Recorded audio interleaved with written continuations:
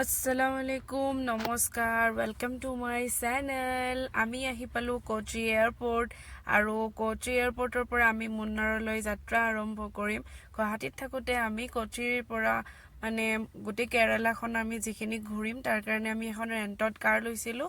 সেইখনৰ গোটেই ফৰ্মেলিটি শেষ কৰি আমি ফাইনেলি গাড়ীখন লৈ আমাৰ যাত্ৰা আৰম্ভ কৰিব লৈছোঁ বিছমিল্লা বুলি।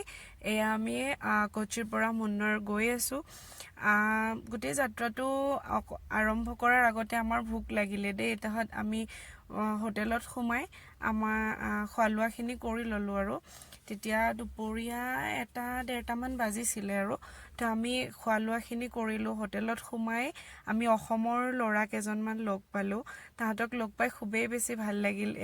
আমি যেতিয়া অসমীয়া কৈছোঁ সিহঁতে শুনিছে, আমিও অসমীয়া বুলি কৈছে, কিবা ভাল লাগি গৈছে। তাৰপিছত তাহাঁতৰ লগত চেলফি উঠিলোঁ, ফোন নম্বৰ ল'লোঁ, আকৌ আমি আমাৰ যাত্ৰা আৰম্ভ কৰিলোঁ।